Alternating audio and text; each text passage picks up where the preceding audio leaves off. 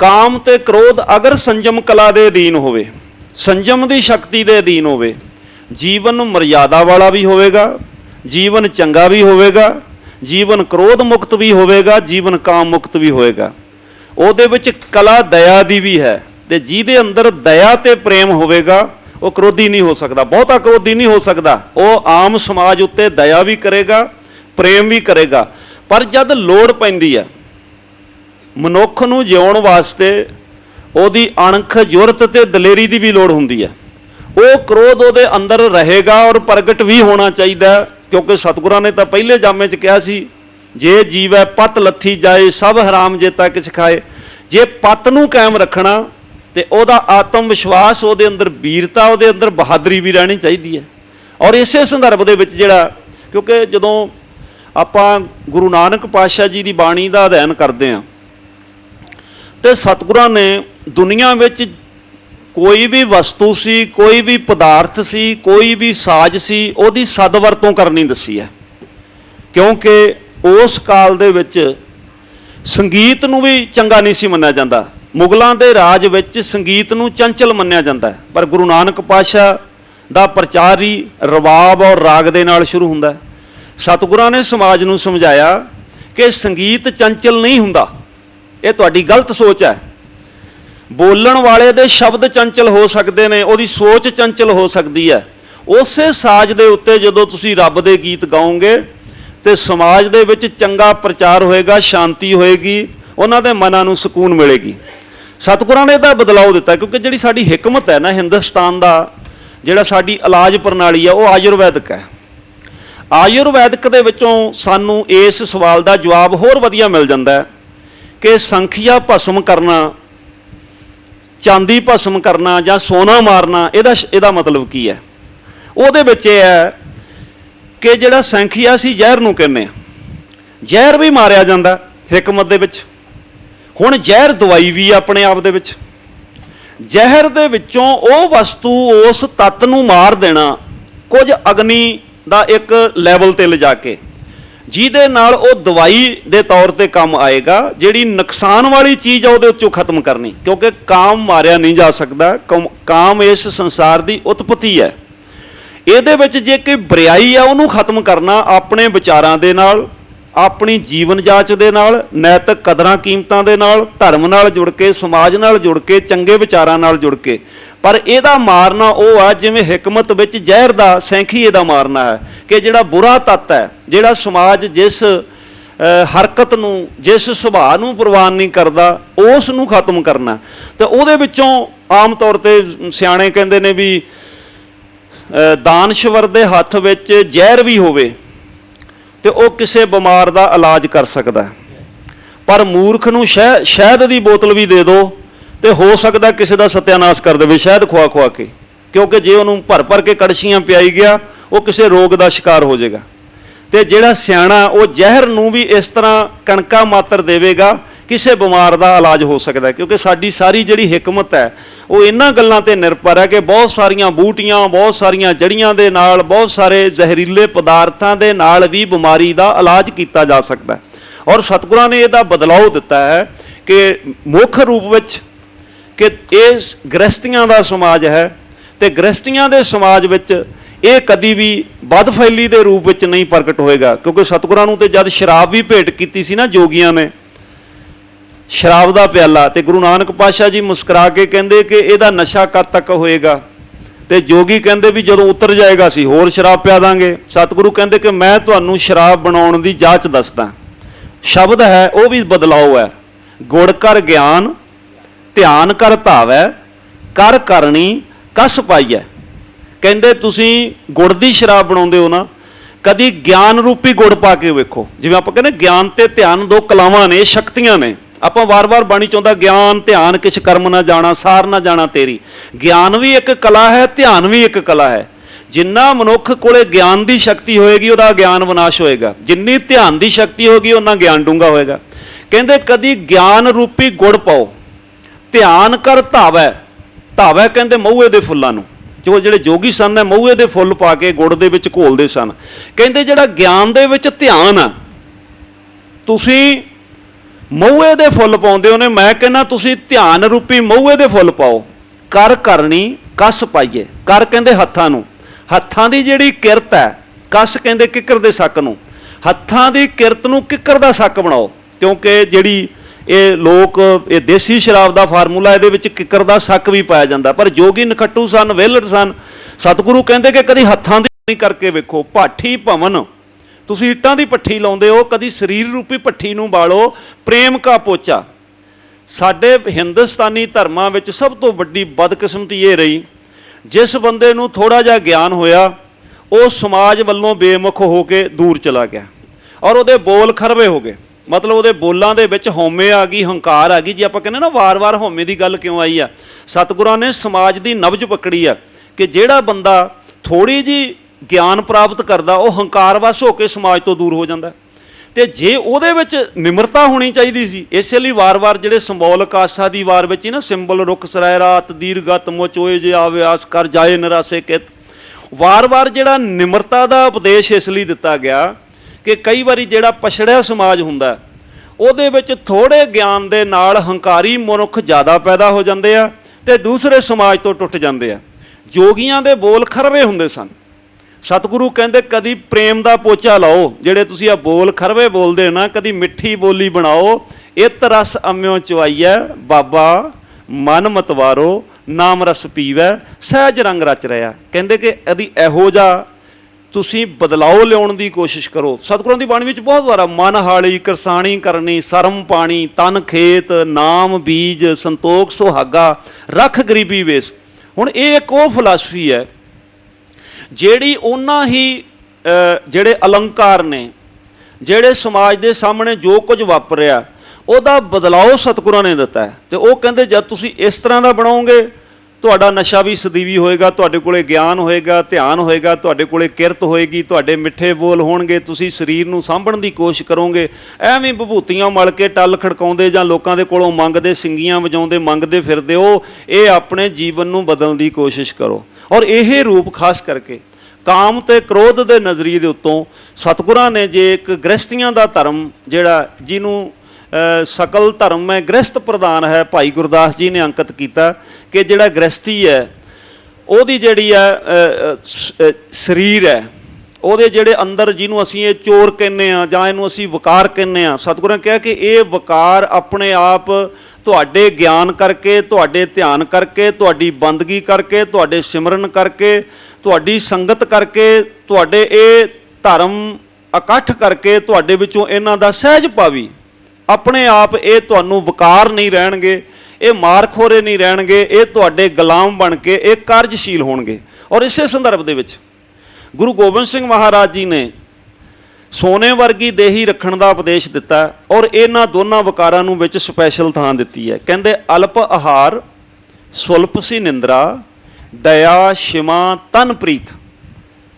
ਜੇ ਸੋਨੇ ਵਰਗੀ ਦੇਹੀ ਰੱਖਣੀ ਆ, ਅਲਪਹਾਰੀ ਮਨੁੱਖ ਥੋੜ੍ਹਾ ਖਾਣ ਵਾਲਾ, 2-4 ਫੁਲਕੇ ਖਾਣੇ ਮਨੁੱਖ ਦੀ ਲੋੜ ਹੈ।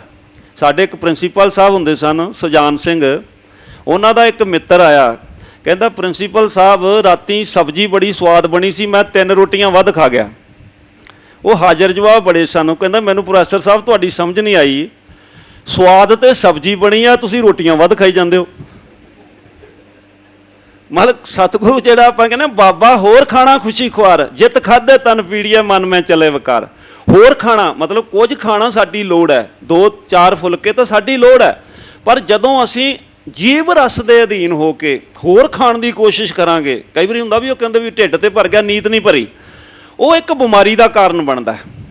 ਸਤਿਗੁਰੂ ਕਹਿੰਦੇ ਅਲਪਹਾਰ ਥੋੜ੍ਹਾ ਖਾਣਾ ਆਪਣੇ ਗੁਜ਼ਾਰੇ ਜੋਗਾ, ਜਿਹੜਾ ਤੁਹਾਡਾ ਸਰੀਰ ਹਜਮ ਕਰ ਸਕਦਾ। ਜੇ ਕੋ ਖਾਵੇ ਜੇ ਕੋ ਪੁੰਚੈ ਤਿਸਕਾ ਹੋਏ ਆਧਾਰੋ। ਭਾਵੇਂ ਇਹ ਨਾਮ ਦੀ ਉਦਾਹਰਣ, ਜੇ ਕੋਈ ਖਾਵੇਗਾ ਤੇ ਉਹਨੂੰ ਹਜਮ ਕਰ ਲਏਗਾ, ਕਿਉਂਕਿ ਖਾਣ ਨੂੰ ਤਾਂ ਮਨੁੱਖ ਬਹੁਤ ਕੁਝ ਖਾ ਸਕਦਾ, ਪਰ ਜੇ ਹਜਮ ਨਹੀਂ ਹੋਇਆ ਤੇ ਉਹ ਨਿਰੀ ਬਿਮਾਰੀ ਬਣ ਜਾਏਗਾ। ਬਿਮਾਰੀ ਉਦੋਂ ਹੀ ਪੈਦਾ ਹੁੰਦੀ ਹੈ ਜਦੋਂ ਖਾਧਾ ਹੋਇਆ ਹਜ਼ਮ ਨਹੀਂ ਹੁੰਦਾ। ਔਰ ਭਾਰਤੀ ਡਾਕਟਰਾਂ ਦਾ ਕਹਿਣਾ ਕਿ 70% ਲੋਕ ਹਿੰਦੁਸਤਾਨ ਵਿੱਚ ਪੇਟ ਦੀ ਬਿਮਾਰੀ ਦੇ ਮਰੀਜ਼ ਨੇ, ਕਿ ਇਹਨਾਂ ਦੇ ਹਾਜ਼ਮੇ ਦਰੁਸਤ ਨਹੀਂ ਹੈਗੇ। ਸ਼ਾਇਦ ਇਹ ਹੋਰ ਖਾਣਾ ਖੁਸ਼ੀ ਖੁਆਰ ਦੀ ਭਾਵਨਾ ਇਹਨਾਂ ਦੀ ਪਕੜ 'ਚ ਨਹੀਂ ਆਈ, ਜ਼ਿਆਦਾ ਖਾਣ ਕਰਕੇ ਇਹਨਾਂ ਦੀਆਂ ਬਿਮਾਰੀਆਂ ਨੇ। ਸਤਿਗੁਰੂ ਕਹਿੰਦੇ ਅਲਪ ਆਹਾਰ ਸੁਲਪ ਸੀ ਨਿੰਦਰਾ, ਗੁਜ਼ਾਰੇ ਜੋਗੀ ਨੀਂਦ ਹਰ ਮਨੁੱਖ ਨੂੰ ਜ਼ਰੂਰੀ ਹੈ ਸਰੀਰਕ ਤੰਦਰੁਸਤੀ ਵਾਸਤੇ, ਪਰ 16 ਘੰਟੇ ਸੁੱਤੇ ਰਹਿਣਾ ਜਾਂ 12 ਘੰਟੇ ਸੁੱਤੇ ਰਹਿਣਾ ਇਹ ਵੀ ਇੱਕ ਬਿਮਾਰੀ ਹੈ। ਦਇਆ ਸ਼ਿਮਾ, ਮਨ ਵਿੱਚ ਦਇਆ ਵੀ ਹੋਣੀ, ਖਿਮਾ ਵੀ ਹੋਣੀ, ਤਨ ਪ੍ਰੀਤ, ਆਪਣੇ ਤਨ ਨੂੰ ਆਪ ਪ੍ਰੀਤ ਕਰਨੀ। ਸ਼ਾਇਦ ਮੈਂ ਕੱਲ੍ਹ ਵੀ ਬੇਨਤੀ ਕੀਤੀ ਸੀ, ਭਾਰਤੀ ਲੋਕ ਹਰ ਚੀਜ਼ ਨੂੰ ਪਿਆਰ ਕਰਦੇ ਨੇ, ਨਹੀਂ ਕਰਦੇ ਤਾਂ ਕੇਵਲ ਆਪਣੇ ਸਰੀਰ ਨੂੰ ਪਿਆਰ ਨਹੀਂ ਕਰਦੇ। ਇਹਨਾਂ ਨੇ ਗੱਡੀ ਵਿੱਚ ਪੈਟਰੋਲ ਪਾਉਣਾ ਹੋਵੇ ਨਾ, ਇਹਨਾਂ ਨੂੰ ਪੈਟਰੋਲ ਪੰਪਾਂ ਦਾ ਪਤਾ ਵੀ ਕਿਹਦੀ ਐਵਰੇਜ ਚੰਗੀ ਹੁੰਦੀ ਹੈ ਅਤੇ ਮਿੱਟੀ ਦਾ ਤੇਲ ਵੱਧ ਕਿਹੜਾ ਪਾਉਂਦਾ। ਇਹ ਸਾਰੇ ਪੰਜਾਬ ਦੇ ਲੋਕਾਂ ਨੂੰ ਹੀ ਪਤਾ, ਔਰ ਹਿੰਦੁਸਤਾਨ ਦੇ ਲੋਕਾਂ ਨੂੰ ਪਤਾ। ਇਹਨਾਂ ਦੇ ਲੱਕੜ ਨੂੰ ਘਰ ਸਿਉਂਕ ਲੱਗ ਜਾਵੇ, 20 ਥਾਵਾਂ 'ਤੇ ਜਾਂਦੇ ਨੇ ਦਵਾਈ ਪਾਉਣ ਵਾਸਤੇ ਵੀ ਘਰ ਨੂੰ ਸਿਉਂਕ ਲੱਗ ਗਈ ਹੈ, ਪਰ ਇੱਕੋ ਹੀ ਬੇਫਿਕਰ ਹੈਗੇ ਕਿ ਆਪਦੇ ਸਰੀਰ ਵੱਲੋਂ ਬੇਪਰਵਾਹ। ਇਹ ਗੱਡੀ ਬਾਰੇ ਚੇਤਨ ਨੇ, 'ਚ ਮਾੜਾ ਪੈਟਰੋਲ ਪੈ ਗਿਆ ਐਵਰੇਜ ਨਹੀਂ ਆਉਣੀ, ਪਰ ਸਰੀਰ ਰੂਪੀ ਇੰਜਣ ਦੇ ਵਿੱਚ ਜੋ ਭੁੱਕੀ, ਕੈਪਸੂਲ, ਸਮੈਕ, ਹੀਰੋਇਨ, ਬੇ ਸਮੋਸੇ, ਬੇਈ ਕੜੀ, ਜੋ ਰੇੜੀਆਂ ਦੇ ਛੋਲੇ, ਮੱਖੀਆਂ ਵਾਲੇ ਸਭ ਅੰਦਰ ਸਿੱਟ ਲੈਂਦੇ ਨੇ। ਕਹਿੰਦੇ ਇਹ ਤਾਂ ਬਾਬੇ ਦਾ ਦਾਤੇ ਦਾ ਇੰਜਣਾ ਖਰਾਬ ਕਰਨਾ ਕਰ ਲਓ, ਵਰਤਣਾ ਵਰਤ ਲਓ, ਆਪੇ ਕੰਮ ਚੱਲੀ ਜਾਊਗਾ। ਸਤਿਗੁਰਾਂ ਨੇ ਬਹੁਤ ਸੂਖਸ਼ਮ ਇਸ਼ਾਰਾ ਕੀਤਾ, ਤਨ ਪ੍ਰੀਤ। ਜਦੋਂ ਮਨੁੱਖ ਆਪਣੇ ਤਨ ਨੂੰ ਆਪ ਪ੍ਰੀਤ ਕਰਦਾ ਫਿਰ ਉਹ ਬਹੁਤ ਸਾਰੇ ਰੋਗਾਂ ਤੋਂ ਮੁਕਤ ਹੁੰਦਾ ਹੈ। ਉਹਦੀ ਸਫਾਈ ਵੀ ਰੱਖੇਗਾ, ਉਹਦੀ ਸੁੰਦਰਤਾ ਵੱਲ ਵੀ ਖਿਆਲ ਹੋਏਗਾ। ਮੈਂ ਕਹਿੰਦਾ ਜੇ ਕੱਲ੍ਹ ਹਰਮੰਦਰ ਇਹ ਸਰੀਰ ਹੈ, ਇੱਕ ਹਰਮੰਦਰ ਸਰੀਰ ਹੈ, ਇੱਕ ਹਰਮੰਦਰ ਸਾਹਿਬ ਹੈ। ਹਰਮੰਦਰ ਸਾਹਿਬ ਤੋਂ ਆਈਡੀਆ ਲੈ ਕੇ ਬੰਦੇ ਨੇ ਆਪਦੇ ਸਰੀਰ ਨੂੰ ਵੀ ਓਨਾ ਸੁੰਦਰ ਬਣਾਉਣਾ, ਜੋ ਉਹਦੇ ਅੰਦਰ ਦੀ ਮਰਜ਼ਾਦਾ ਉਹ ਸਾਡੇ ਅੰਦਰ ਦੀ ਮਰਜ਼ਾਦਾ ਹੋਵੇ, ਤਾਂ ਹਰਮੰਦਰ ਇਹ ਸਰੀਰ ਹੈ। ਸਤਿਗੁਰੂ ਵਾਰ-ਵਾਰ ਜਿਹੜੇ 5 ਵਕਾਰ ਵੀ ਨੇ ਇਹ ਵੀ ਇਸ ਸਰੀਰ ਨਾਲ ਸੰਬੰਧਰ ਨੇ। ਨਾਲ ਕਹਿੰਦੇ ਨੇ ਦਇਆ ਸ਼ਿਮਾ ਤਨ ਪ੍ਰੀਤ, ਸੀਲ ਸੰਤੋਖ ਸਦਾ ਨਿਰਵਹਿਬੋ। ਸੀਲ ਸੁਭਾਅ ਦੇ ਵਿੱਚ ਰਹਿਣਾ ਤੇ ਸੰਤੋਖ ਦੇ ਵਿੱਚ ਰਹਿਣਾ। ਹਵੈਬੋ 3 ਗੁਣ ਅਤੀਤ, ਜਿਹੜੇ ਰਜੋ ਤਮੋ ਸਤੋ ਤੋਂ ਮਨੁੱਖ ਬਚਿਆ ਰਹੇਗਾ। ਕਾਮ ਕ੍ਰੋਧ ਹੰਕਾਰ ਲੋਭ ਹੱਠ ਮੋਹ ਨਾ ਮਨ ਸੋ ਲਾਵੈ। ਕਹਿੰਦੇ ਇਹਦੇ ਵਿੱਚ ਮੋਹ ਖਚਤ ਨਹੀਂ ਹੋਣਾ। ਤਬ ਹੀ ਆਤਮ ਤਤ ਕੋ ਦਰਸ਼ੈ ਪਰਮ ਪੁਰਖ ਪੈ ਪਾਵੈ। ਜਦੋਂ ਉਹ ਆਤਮ ਆਪਣੀ ਨੂੰ ਦਰਸ਼ਨ ਕਰੇਗਾ ਨਾ ਤੇ ਪਰਮ ਪੁਰਖ ਨੂੰ ਪਾਵੇਗਾ। ਅੱਗੇ ਸਤਿਗੁਰਾਂ ਕਹਿੰਦੇ ਆਤਮ ਉਪਦੇਸ਼, ਆਪਣੀ ਆਤਮਾ ਨੂੰ ਆਪ ਉਪਦੇਸ਼ ਦੇਣਾ। ਚੇਅਰਮੈਨ ਸਾਹਿਬ ਨੇ ਕਿਹਾ ਸੀ ਕਿ ਉਹ ਸਾਰੀ ਉਮਰ ਕੀ ਉਹ ਮਿੱਟੀ ਮੱਥੇ 'ਤੇ ਲੱਗੀ ਰਹੀ ਤੇ ਬੰਦਾ ਸ਼ੀਸ਼ਾ ਸਾਫ਼ ਕਰਦਾ ਰਿਹਾ। ਸਤਿਗੁਰੂ ਕਹਿੰਦੇ ਕਿ ਜਿਹੜਾ ਸਾਡਾ ਭਾਰਤੀ ਕਲਚਰ ਹੈ, ਤੁਸੀਂ ਸ਼ਾਮ ਨੂੰ ਚੈਨਲ ਲਾ ਲਓ, 8-10 ਚੈਨਲਾਂ 'ਤੇ ਉਪਦੇਸ਼ ਦੇਣ ਵਾਲੇ ਤਾਂ ਬਹੁਤ ਬੈਠੇ ਨੇ, ਪਰ ਆਪਣੇ ਆਪ ਨੂੰ ਉਪਦੇਸ਼ ਦੇਣਾ ਬੜਾ ਔਖਾ ਹੁੰਦਾ। ਸਤਿਗੁਰਾਂ ਨੇ ਇਹ ਬਚਨ ਸਵੈ ਵੱਲ ਕੇਂਦਰਿਤ ਕੀਤਾ, ਆਤਮ ਉਪਦੇਸ਼। ਕਿਉਂਕਿ ਜਿੰਨਾ ਸਮਾਜ ਵਿੱਚ ਸਾਡੇ ਨੇਤਾ ਲੋਕ, ਧਾਰਮਿਕ ਲੋਕ ਉਪਦੇਸ਼ ਦਿੱਤਾ ਜਾ ਰਿਹਾ, ਮੇਰਾ ਖਿਆਲ ਜੇ ਪਹਿਲ ਆਪਣੇ ਤੋਂ ਕਰ ਲੈਣ ਤੇ ਬਹੁਤ ਸਾਰਾ ਸਮਾਜ ਉਹਨਾਂ ਨੂੰ ਦੇਖ ਕੇ ਠੀਕ ਹੋ ਜਾਵੇ। ਸਾਡੀ ਸਮੱਸਿਆ ਹੀ ਹੈ ਕਿ ਜਿਹੜਾ ਲੰਮੀਆਂ ਬਾਹਾਂ ਕਰਕੇ ਕਹਿ ਰਿਹਾ ਨਾ ਵੀ ਇਹ ਸੋਨੇ ਦੀ ਚਿੜੀ ਦੇਸ਼ ਫਲਾਣੇ ਨੇ ਖਾ ਲਿਆ, ਤੇ ਬਹੁਤੀ ਸੋਨੇ ਦੀ ਚਿੜੀ ਉਸੇ ਨੇ ਖਾਧੀ ਹੁੰਦੀ ਆ। ਜੇ ਉਹਦਾ ਪੋਸਟਮਾਰਟਮ ਕਰੋ ਤੇ ਅੱਧੀ ਸੋਨੇ ਦੀ ਚਿੜੀ ਉਸੇ ਨੇ ਖਾਧੀ ਹੁੰਦੀ ਆ, ਜਿਹੜਾ ਲੰਮੀਆਂ ਬਾਹਾਂ ਕਰਕੇ ਵੈਣ ਪਾ ਰਿਹਾ ਕਿ ਸਾਡਾ ਦੇਸ਼ ਖਾਧਾ ਗਿਆ। ਤੇ ਇਹ ਜਿਹੜੀ ਮੁਸ਼ਕਲ ਹੈ ਇਹ ਹੈ ਕਿ ਨਿੱਜ ਤੋਂ ਸੁਧਾਰ ਕਰਨਾ। ਸਤਿਗੁਰਾਂ ਨੇ ਇਹ ਤੱਤ ਦਿੱਤਾ, ਆਤਮ ਉਪਦੇਸ਼, ਆਪਣੀ ਆਤਮਾ ਨੂੰ ਆਪ ਉਪਦੇਸ਼ ਦੇਣਾ। ਜਿਵੇਂ ਮਨੁੱਖ ਸ਼ੀਸ਼ੇ ਅੱਗੇ ਖੜ ਕੇ ਸ਼ਿੰਗਾਰ ਕਰਦਾ, ਇਸੇ ਤਰ੍ਹਾਂ ਕਦੀ ਜਿਹਨੂੰ ਅਸੀਂ ਕਹਿੰਦੇ ਸਵੈ ਚਿੰਤਨ, ਸਵੈ ਪ੍ਰੇਰਨਾ, ਸਵੈ ਅਧਿਐਨ, ਸਵੈ ਬਾਰੇ ਖੋਜ, ਜਿਹੜੀ ਨਿੱਜ ਦੀ ਖੋਜ ਹੈ। ਜਦੋਂ ਆਪਣੀ ਆਤਮਾ ਬਾਰੇ ਮਨੁੱਖ ਆਤਮ ਗੱਲਾਂ ਕਰਦਾ, ਭੇਸ ਸੰਜਮ ਕੋ, ਭੇਸ ਉਹ ਹੋਵੇ ਜਿਹਦੇ ਵਿੱਚ ਸੰਜਮ ਹੋਵੇ। ਇਹ ਨਾ ਮੁੜ ਕੇ ਸਾਧੂਆਂ ਦੇ ਕਿੱਸੇ ਬਾਹਰ ਆਉਣ ਤੇ ਸਮਾਜ ਸ਼ਰਮਸਾਰ ਹੋ ਜਾਵੇ। ਜਦੋਂ ਇਹ ਸੰਜਮ ਦਾ ਭੇਸ ਹੋਏਗਾ, ਜਾਪ ਸੋ ਅਜਪਾ ਜਾਪੈ, ਉਸ ਪ੍ਰਭੂ ਦੀ ਰਜ਼ਾ ਦੇ ਵਿੱਚ ਜਿਹੜਾ ਸਿਮਰਨ ਵੀ ਕਰਨਾ, ਉਹਦਾ ਧੰਨਵਾਦ ਵੀ ਕਰਨਾ।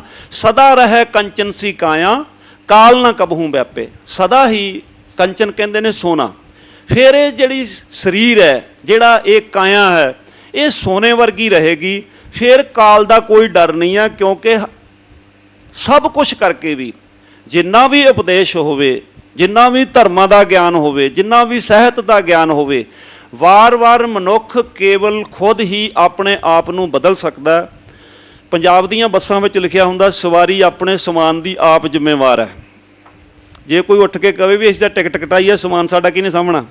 ਉਹ ਕਹਿੰਦੇ ਵੀ ਅਸੀਂ ਹੁਣ ਤੁਹਾਡੀਆਂ 50 ਸਵਾਰੀਆਂ ਦੇ ਥੋੜ੍ਹਾ ਬੈਗਾਂ ਦੀ ਰਾਖੀ ਬੈਠੇ ਹਾਂ, 10 ਰੁਪਈਆਂ ਦੀ ਟਿਕਟ ਲੈ ਕੇ ਤੁਸੀਂ ਜਿੱਥੇ ਮਰਜ਼ੀ ਸਮਾਨ ਸਿੱਟ ਕੇ ਬੈਠੋ। ਮੈਂ ਕਹਿੰਦਾ ਕਿ ਪੰਕਤੀ ਜੇ ਸਮਾਜ ਆਪਣੇ ਮਨਾਂ ਵਿੱਚ ਧਾਰਨ ਕਰ ਲਵੇ ਵੀ ਹਰ ਮਨੁੱਖ ਆਪਣੇ ਜੀਵਨ ਦਾ ਆਪ ਜ਼ਿੰਮੇਵਾਰ ਹੈ, ਬਾਹਰੋਂ ਉਹਨੂੰ ਉਪਦੇਸ਼ ਦਿੱਤਾ ਜਾ ਸਕਦਾ, ਗਿਆਨ ਦਿੱਤਾ ਜਾ ਸਕਦਾ, ਪੁਸਤਕ ਦਿੱਤੀ ਜਾ ਸਕਦੀ ਆ, ਵਿਚਾਰ ਦਿੱਤੇ ਜਾ ਸਕਦੇ ਆ, पर फिर अमल से बनती है जिंदगी जन्नत भी जहन्नम भी। आखिर अमल ते आके मनुख टिकदा कि उन्हें इस शरीर नूं इस समाज नूं स्वर्ग बनाउणा कि नरक बनाउणा। बंदे दी सोच ही स्वर्ग बनाउंदी है और मनुख दी सोच ही उहनूं नरक बनाउंदी है। ये स्वर्ग ते नरक मनुख दे अपने हत्थ विच हुंदा है। पर जेकर ये दुनिया दे विच 5 वकार गिणे गए ने, जद ये सियाणे दे ज्ञानवान दे अधीन आउंदे ने ते ये साडी संसार उत्पत्ति दा विकास बनदे ने। ये क्रोध साडा आत्म विश्वास बनदा है। ये मोह सानू साडे धर्म नाल, साडे विरसे नाल, साडे परिवार नाल जोड़दा, क्योंकि जे मोह ही ना होवे ते बंदा ते पत्थर विच कोई फर्क नहीं रहेगा। असीं मोह बद्धे ही एक दूजे नूं प्यार नाल पनत नाल मिलदे आ। ये ठीक आ कि सानू जाण लग्गिया इन्नी भी तंगी ना होवे भी असीं इन्ना मोह पा लईए, सानू इन्ना क वरजिया, पर इन्ना क मोह ते जरूरी आ। ये समाज दी सूत्र है मोह। और सानू इस लिए तो सतगुरु कहते हैं साच कहूँ सुन लिहो सबै, जिन प्रेम कियो तिन ही प्रभ पायो। जे प्रेम एक शक्ति है तो प्रेम मोह होएगा तो प्रेम होएगा। जे मोह होएगा तो सानू अपने धर्म नाल, सानू अपने गुरुआं नाल, सानू अपनी विरासत नाल, सानू अपने बाणे नाल, सानू अपनी बाणी नाल, साडे वडेरियां दे नाल, ये मोह दीयां तंदां ही तो सानू बंध के रखदियां ने। मोह इन्ना जरूर होवे कि असीं अपने विरसे ते विरासत दे नाल, अपनी धरती दे नाल, अपने देश दे नाल, अपने लोकां दे नाल ये जरूर साडा कायम रहना चाहिए। ते जिहड़ा हंकार है ये साडी उस वीरता दा प्रतीक बने। कई वारी किसी बंदे दे अंदरों वीरता भी जगाउणी पैंदी है। जदों 6वें पातशाह जी ने तख्त सिरजिया सी ना, ढाਡੀਆਂ नूं सद्दिया सी, तुहाडी जिहड़ी वार गैन दी शैली है इन्हां लोकां दे अंदरों वीरता पैदा करूगी। क्योंकि ये लोग जिहड़ा समाज है डरिया होया समाज है, ये मौत तो डरदा है। ते वार दा अर्थ ही है वार करना, अटैक करना। ते वार दे विच हमेशा योधियां दीयां वारां गाईਆਂ ਜਾਂਦੀਆਂ ने। पहले जामे विच गुरु नानक पातशाह जी ने समाज की मानसिकता बदलने वास्ते कहा कि तुसीं टुंडे सराजे की वार तां बड़ी हेकां ला ला गाउंदे हो, उस परमात्मा की वार गाओगे तो तुहाडा लोक परलोक सहेला होएगा, तुहाडा ज्ञान का विकास होएगा, समाज का विकास होएगा, आर्थिकता का विकास होएगा, धर्म का विकास होएगा, नैतिक कदरां कीमतां का विकास होएगा। तुसीं धुन ओ लिओ जी ते टुंडे सराजे की धुनी गाउंदे हो, गायो आसा की वार, तुहाडा ज्ञान वडेरा होएगा। उदों परिवर्तन सी कि ज्ञान करके समाज तकड़ा होवे। 6वें जामे विच गुरु नानक पातशाह जी ने कौतक वरत्या कि तुसीं हुण ओह सुणाओ इन्हां नूं कि इन्हां दे अंदरों थोड़ा जिहा क्रोध भी पैदा होवे, तां कि इह वीरस इन्हां विच होवे, इन्हां विच इह भावना होवे कि सानूं भी जिउण दा हक है। तुसीं चिड़ियां नहीं हो, तुसीं गुलाम नहीं हो। तुहानूं मैं दस्तारां भी सजावांगा। कल ते शायद सिर्फ 50 की गल होई सी, मैं 2 मिनट बाकी ने। दस्तार जिहड़ा तख्त ते सुभाएमान हुंदा सी, केवल वो दस्तार बनता सी। हिंदुस्तान दे विच गुलाम बंदे नूं दस्तार बनण दा अधिकार नहीं सी। इसे लिए गुलाम बंदा जां नंगे से रह सकता सी जां टोपी पा सकता सी। साडे रहतनामिਆਂ विच वार-वार प्रेरिया गया कि तुसीं दस्तार सजाउणी आ, कंघा दोनों वक्त कर पाग चुने कर बांधी। जो दस्तार दे बहुत सारे हुक्मनामे ने, उहदा कारण है कि गुलाम लोकां नूं अधिकार नहीं सी। तख्त ते जिहड़ा बहिंदा सी ਉਹ ਜਿਹੜਾ ਦਸਤਾਰ ਸਜਾਉਣ ਦਾ ਹੱਕ ਰੱਖਦਾ ਸੀ ਕਿ ਸਰਦਾਰੀ ਮੇਰੇ ਪਾਸ ਹੈ, ਮੇਰੇ ਪਾਸ ਤਖਤ ਹੈ। ਇਸ ਲਈ ਜਦੋਂ ਨੱਥਾ ਤੇ ਅਬਦੁੱਲਾ ਵਾਰ ਗਾਉਂਦੇ ਨੇ ਨਾ, ਉਹ ਫਿਰ ਇੱਕ ਕੰਪੇਅਰ ਕਰਦੇ ਨੇ, 2 ਤਲਵਾਰਾਂ ਬੱਧੀਆਂ, ਇੱਕ ਮੀਰੀ ਦੀ, ਇੱਕ ਪੀਰੀ ਦੀ, ਇੱਕ ਅਜ਼ਮਤ ਦੀ, ਇੱਕ ਰਾਜ ਦੀ, ਇੱਕ ਰਾਖੀ ਕਰੇ ਵਜ਼ੀਰੀ ਦੀ, ਹਿੰਮਤ ਬਾਹਾਂ ਕੋਟਗੜ ਦਰਵਾਜ਼ਾ ਬਲਕ ਵਕੀਰ ਜੀ, ਨਾਲ ਸਿਪਾਹੀ ਨੀਲ ਨਾਲ ਮਾਰ ਦੁਸ਼ਟਾਂ ਕਰੇ ਤਗੀਰ ਜੀ, ਪੱਗ ਤੇਰੀ ਕੀ ਜਹਾਂਗੀਰ ਦੀ। ਉਹਦਾ ਇੱਕ ਸਮੋਲਕ ਲਿਆ ਹੈ 6ਵੇਂ ਪਾਤਸ਼ਾਹ ਜੀ, ਉਹ ਪੱਗ ਤੇ ਤੁਹਾਡੀ ਹੈ ਜਿਹਨੇ ਸਰਦਾਰੀ ਬਖਸ਼ੀ ਹੈ, ਜਿਹੜੀ ਜਹਾਂਗੀਰ ਦੇ ਸਿਰ ਤੇ ਉਹਦਾ ਕੀ ਹੈ। ਇਹਦੇ ਵਿੱਚ ਇੱਕ ਮੁਕਾਬਲਾ ਹੈ। ਉਹ ਇਸ ਲਈ ਕੀਤਾ ਹੋਇਆ ਕਿ ਕ੍ਰੋਧ ਵੀ ਕਿਸੇ ਸਮੇਂ ਜਦੋਂ ਵੀਰਤਾ ਦੀ ਲੋੜ ਪੈਂਦੀ ਆ, ਉਹਦੇ ਅੰਦਰੋਂ ਤਾਨਾ ਮਾਰ ਕੇ ਜਾਂ ਵਾਰ ਸੁਣਾ ਕੇ ਜਗਾਉਣਾ ਪੈਂਦਾ। ਇਸ ਕਰਕੇ ਇਹ ਜਿਹੜੇ ਸੰਸਾਰ ਦੇ ਲੋਕਾਂ ਨੇ ਜਿਨ੍ਹਾਂ ਨੂੰ 5 ਵਕਾਰ ਮੰਨਿਆ, ਸਤਿਗੁਰਾਂ ਨੇ ਕਿਹਾ ਕਿ ਜਦੋਂ ਗਿਆਨ ਤੇ ਧਿਆਨ ਤੇ ਧਰਮ ਹੋਏਗਾ ਤੇ ਤੁਹਾਡਾ ਜਿਹੜਾ नैतिक कदरां कीमतां होणगियां, ये वकार वकार नहीं रहणगे, ये वकार तुहाडे जीवन का आधार ने।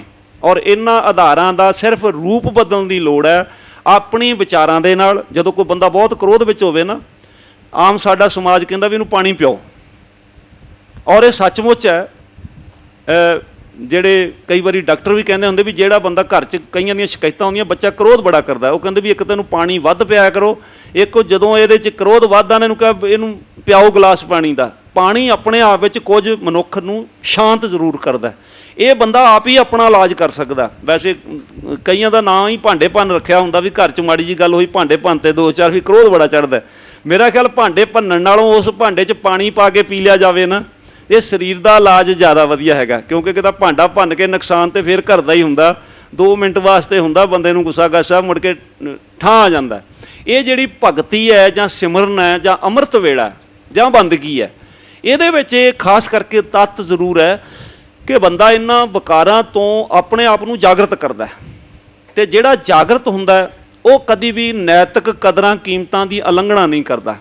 ਔਰ ਇਹ ਸਾਰਾ ਕੁਝ ਰਲ ਮਿਲ ਕੇ ਉਹਦੀ ਜਿਹੜੀ ਜੀਵਨ ਜਾਚ ਹੈ, ਉਹਦਾ ਜਿਹੜਾ ਸੁਭਾਅ ਹੈ, ਜੇ ਉਹ 2 ਮਿੰਟ ਵਾਸਤੇ ਮਨੁੱਖ ਆਪਣੇ ਆਪ ਬਾਰੇ ਅਧਿਐਨ ਕਰ ਲਵੇ, ਤੇ ਇਹ ਜਿਹੜੇ ਸਾਰੀਆਂ ਜਿਹਦੇ ਵਿਕਾਰ ਨੇ ਇਹ ਆਪਣੇ ਆਪ ਮਨੁੱਖ ਦੇ ਗੁਲਾਮ ਬਣ ਜਾਂਦੇ ਨੇ, ਤੇ ਕਦੀ ਵੀ ਸਮਾਜ ਵਿੱਚ ਇਹੋ ਜਿਹਾ ਬੁਰੀ ਹਰਕਤ ਨਹੀਂ ਹੋ ਸਕਦੀ। ਇਹ ਸਾਰਾ ਕੁਝ ਫੇਰ ਗਿਆਨ ਤੇ ਕੇਂਦਰਿਤ ਹੈ। ਸਤਿਗੁਰਾਂ ਨੇ ਕਿਹਾ ਚੋ ਬੁਰਾਈ ਖਤਮ ਕਰੋ, ਪਰ ਇਹਦੀ ਚੰਗਿਆਈ ਵੀ ਤੁਹਾਡੇ ਸਾਥ ਰਹਿਣੀ ਚਾਹੀਦੀ ਹੈ, ਕਿਉਂਕਿ ਪੰਜੇ ਸਾਡੇ ਜੀਵਨ ਦਾ ਵੱਡਾ ਆਧਾਰ ਵੀ ਨੇ।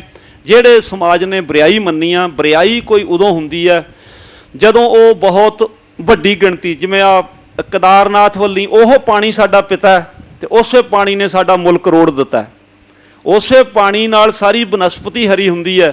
ਉਹ ਪਾਣੀ ਜਦ ਬੇਥਵਾ ਹੋ ਕੇ ਵਗਿਆ, ਉਹ ਵੱਡੇ ਵੱਡੇ ਮੰਦਰਾਂ ਨੂੰ, ਘਰਾਂ ਨੂੰ, ਹੋਟਲਾਂ ਨੂੰ, ਗੱਡੀਆਂ ਨੂੰ, ਟਰੱਕਾਂ ਨੂੰ, ਬੰਦਿਆਂ ਨੂੰ ਰੋੜ ਕੇ ਲੈ ਗਿਆ। ਮਤਲਬ ਉਹਦਾ ਜਿਹੜਾ ਵਹਾਅ ਜਦੋਂ ਮਰਜ਼ਾਦਾ ਨੂੰ ਪਾਰ ਕਰ ਜਾਂਦਾ, ਫਿਰ ਭਾਵੇਂ ਪਾਣੀ ਹੋਵੇ ਭਾਵੇਂ ਹਵਾ ਹੋਵੇ, ਜਿਹੜੀ ਜਿਹਦੇ ਨਾਲ ਅਸੀਂ ਸਾਹ ਲੈਂਦੇ ਹਾਂ, ਅਤੇ ਤੇਜ਼ ਤੂਫਾਨ ਵੀ ਕਈ ਵਾਰੀ ਸਮਾਜ ਦਾ ਸੱਤਿਆਨਾਸ਼ ਕਰ ਦਿੰਦਾ। ਸਿਰਫ ਉਸ ਵਹਾਅ ਨੂੰ ਰੋਕਣਾ, ਬੰਦੇ ਨੇ ਆਪਣੀਆਂ ਇੱਛਾਵਾਂ ਨੂੰ ਰੋਕ ਕੇ, ਆਪਣੇ ਸੁਭਾਅ ਨੂੰ ਕੰਟਰੋਲ ਕਰਕੇ, ਔਰ ਇਹ ਗੁਰੂ ਪਾਤਸ਼ਾਹ ਰਹਿਮਤ ਕਰਨ ਕੇ ਜਿਹੜੀ ਗਿਆਨ ਦੀ ਗੰਗਾ ਤੁਸੀਂ ਇੱਥੇ ਵਗਾਉਂਦੇ ਹੋ, ਇਹ ਵਿਚਾਰ ਗੋਸ਼ਟੀ ਚੱਲਦੀ ਰਹੇ, ਤਾਂ ਕਿ ਅਸੀਂ ਇਸ ਬਾਣੀ ਔਰ ਇਸ ਗਿਆਨ ਦੀ ਸ਼ਕਤੀ ਦੇ ਨਾਲ ਜਿਸ ਨੂੰ ਸੰਸਾਰ ਵਕਾਰ ਮੰਨਦਾ ਹੈ, ਉਸ ਵਕਾਰ ਬਾਰੇ ਇਹ ਸਮਝਾਇਆ ਜਾ ਸਕਦਾ ਕਿ ਸਤਿਗੁਰਾਂ ਦੇ ਉਪਦੇਸ਼ ਇਹ ਨੇ ਕਿ ਇਹਨਾਂ ਨੂੰ ਮਾਰਨਾ, ਇਹਨਾਂ 'ਤੇ ਕੰਟਰੋਲ ਕਰਨਾ ਹੈ। ਔਰ ਇਹਨਾਂ ਕੁਝ ਕਹਿੰਦਾ ਹੋਇਆ ਮੈਂ ਅੱਜ ਦੀ ਇਸ ਵਿਸ਼ੇ ਦੀ ਸਮਾਪਤੀ ਕਰਦਾ। ਹੋਈਆਂ ਭੁੱਲਾਂ ਚੁੱਕਾਂ ਦੀ ਖਿਮਾ। ਵਾਹਿਗੁਰੂ ਜੀ ਕਾ ਖਾਲਸਾ, ਵਾਹਿਗੁਰੂ ਜੀ ਕੀ ਫਤਿਹ। ਡਾਕਟਰ ਸਾਹਿਬ ਧੰਨਵਾਦ ਆਪ ਜੀ ਦਾ। ਕਾਮ ਕ੍ਰੋਧ ਕਾਇਆ ਕੋ ਗਾਲੇ, ਮੈਂ ਇੱਕ ਕੋਟੇਸ਼ਨ ਪੜ੍ਹ ਰਿਹਾ ਸੀ ਕਿ ਕਹਿੰਦਾ ਕਿ ਇਹ snake has poison in his mouth, ਸੱਪ ਦੇ ਜਿਹੜੀ ਜ਼ਹਿਰ ਹੈ ਉਹ ਮੂੰਹ 'ਚ ਹੁੰਦੀ ਹੈ।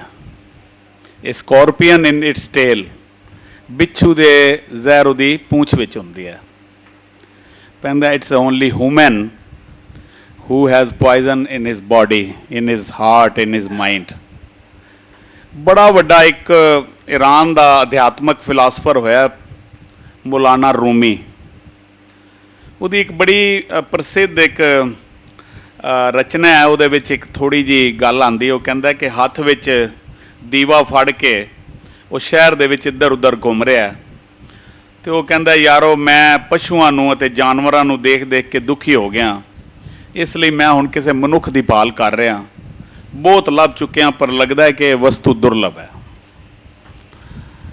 ਜਦੋਂ ਇਹ ਕਾਮ ਕ੍ਰੋਧ ਦੀ ਗੱਲ ਕਰਦੇ ਹਾਂ, ਕਹਿੰਦੇ ਨਾ ਇੰਗਰ ਜਦੋਂ ਲਿਖਦੇ ਹੋ ਅੱਗੇ ਡੀ ਪਾ ਦਿਓ ਤਾਂ ਉਹ ਡੇਂਜਰ ਹੋ ਜਾਂਦਾ ਹੈ। ਕਿਸੇ ਟਾਈਮ ਸ਼ੰਕਰਚਾਰਿਆ ਜੀ ਦੇ ਇੱਕ ਚੇਲੇ ਨੂੰ ਬੜੀ ਵੱਡੀ ਬਿਮਾਰੀ ਹੋ ਗਈ। ਤਪੇਦਕ ਉਹਨਾਂ ਦਿਨਾਂ ਦੇ ਵਿੱਚ ਸਰਟਨ ਮੌਤ ਹੁੰਦੀ ਸੀ, ਅਤੇ ਉਹ ਵੇਦ ਕੋਲ ਗਿਆ ਅਤੇ ਉਹਨੇ ਕਿਹਾ ਕਿ ਬੇਟਾ ਤੈਨੂੰ ਬੜਾ ਦੀਰਘ ਰੋਗ ਹੈ। ਅਤੇ ਉਹਨੇ ਆ ਕੇ ਸ਼ੰਕਰਚਾਰਿਆਂ ਨੂੰ ਪੁੱਛਿਆ ਸੀ ਕਿ ਦੀਰਘ ਰੋਗ ਕੀ ਹੁੰਦਾ। ਅਤੇ ਉਹ ਕਹਿੰਦੇ ਨੇ ਕਿ ਸ਼ੰਕਰਚਾਰਿਆ ਜੀ ਹੱਸ ਪਏ, ਅਤੇ ਉਹ ਕਹਿੰਦੇ ਕਿ ਜਿਹੜਾ ਇਹ ਸੰਸਾਰ ਹੈ, ਇਹ ਭਵ ਹੈ, ਇਹ ਦੀਰਘ ਰੋਗ ਹੈ। ਲੇਕਿਨ 500 ਸਾਲ ਬਾਅਦ ਗੁਰੂ ਨਾਨਕ ਸਾਹਿਬ ਨੇ ਕਿਹਾ ਕਿ ਹਉਮੈ ਦੀਰਘ ਰੋਗ ਹੈ, ਕਿ ਜਿਹੜੀ ਇਹ ਹਉਮੈ ਹੈ, ਇੰਗਰ ਹੈ, ਜਿਹੜੀ ਇਹ ਲਸਟ ਹੈ, ਇਹ ਦੀਰਘ ਰੋਗ ਹੈ। ਫਿਰ ਨਾਲ ਅੱਗੇ ਕਹਿ ਦਿੱਤਾ ਦਾਰੂ ਵੀ ਇਸ ਮਾਹੇ। ਤੋ ਗੱਲ ਕੀ ਹੈ ਕਿ ਇਹਨੂੰ ਵਾਰ-ਵਾਰ ਡਾਕਟਰ ਸਾਹਿਬ ਵੀ ਕਹਿ ਰਹੇ ਸੀ ਜਿਹੜੇ 5 ਵਿਕਾਰ ਨੇ, 5 ਵਾਈਸਿਸ, ਕਾਮ ਕ੍ਰੋਧ ਲੋਭ ਮੋਹ ਹੰਕਾਰ, ਇਹਨੂੰ ਮਾਇਆ ਕਿਹਾ ਗਿਆ ਫਿਲਾਸਫੀ ਦੇ ਵਿੱਚ। ਅਸੀਂ ਹੁਣ ਗੁਰਮਤ ਕਾਲਜ ਵਿੱਚ ਜਦੋਂ MA ਰਿਲੀਜਨ MA6 ਸਟੱਡੀ ਹੁੰਦੀ ਹੈ, ਇਹਦੇ ਵਿੱਚ ਪੂਰਾ ਚੈਪਟਰ ਹੈ ਮਾਇਆ ਬਾਰੇ। ਤੇ ਇੱਕ ਸਿਆਣੇ ਬੰਦੇ ਨੇ ਬੜੀ ਖੂਬਸੂਰਤ ਗੱਲ ਕਹੀ। ਉਹ ਕਹਿੰਦਾ ਕਿ maya is just like a fire, ਇਹ ਇੱਕ ਅੱਗ ਦੀ ਤਰ੍ਹਾਂ ਹੈ ਕਿ if you will keep a respectable distance to it, ਤਾਂ ਇਟ ਵਿਲ ਗਿਵ ਯੂ ਨਿਗ, ਇਹ ਤੁਹਾਨੂੰ ਨਿਗ ਦੇਗਾ ਜੇ ਤੁਸੀਂ ਇਹਦੇ ਨਾਲ ਇੱਕ ਬੜੇ ਹੀ ਮਰਿਆਦਾ ਦੇ ਨਾਲ ਇਹਦੇ ਨਾਲ ਡਿਸਟੈਂਸ ਰੱਖੋਗੇ। And if you will go near it will destroy you, ਕਿ ਜੇ ਤੁਸੀਂ ਮਾਇਆ ਦੇ ਅੰਦਰ ਹੀ ਵੜ ਗਏ ਤਾਂ ਫਿਰ ਇਹ ਤੁਹਾਨੂੰ ਭਸਮ ਕਰ ਦੇਗਾ। ਤਾਂ ਇਹ ਜਿਹੜੀਆਂ ਗੁਰੂ ਸਾਹਿਬ ਨੇ ਸਾਨੂੰ ਵਾਰ-ਵਾਰ ਗੁਰਬਾਣੀ ਦੇ ਅੱਗੇ ਵਿੱਚ ਇਹ ਗੱਲ ਕਹੀ ਹੈ। ਬੜੇ ਸਿਆਣੇ ਇੱਕ ਫਿਲਾਸਫਰ ਨੇ ਕਿਹਾ ਸੀ ਕਿ those who speak rude can't sell honey. Doctor ਸਾਹਿਬ ਨੇ ਵੀ ਇਹਦਾ ਜ਼ਿਕਰ ਕੀਤਾ ਕਿ ਜਿਹੜੇ ਰਿਊਡ ਬੋਲਦੇ ਨੇ, ਗੁੱਸੇ ਵਾਲੇ ਹੁੰਦੇ ਨੇ, ਕਾਮ ਕ੍ਰੋਧ ਦੇ ਵਿੱਚ ਗ੍ਰਸਤ ਹੁੰਦੇ ਨੇ, ਉਹ ਸ਼ਹਿਦ ਵੀ ਨਹੀਂ ਵੇਚ ਸਕਦੇ।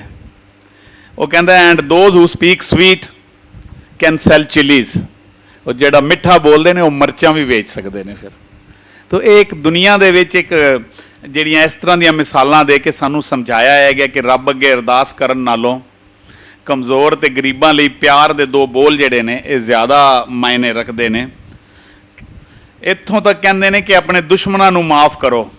ਇਹ ਦੁਸ਼ਮਣਾਂ ਲਈ ਨਹੀਂ, ਤੁਹਾਡੇ ਲਈ ਹੈ, ਕਿਉਂਕਿ ਪਿਆਰ ਨਫ਼ਰਤ ਨਾਲੋਂ ਜਾਂ ਪਿਆਰ ਕ੍ਰੋਧ ਔਰ ਲਸਟ ਨਾਲੋਂ ਵਧੇਰੇ ਖੂਬਸੂਰਤ ਹੈ। ਨਫ਼ਰਤ ਸੰਬੰਧੀ ਵਿਚਾਰ ਤੁਹਾਡੀ ਸੁਰਤ ਨੂੰ ਮੈਲਾ ਕਰ ਦੇਣਗੇ। ਤਾਂ ਇਹ ਸਾਰੀਆਂ ਗੱਲਾਂ ਇਹੀ ਹੈਗੀਆਂ।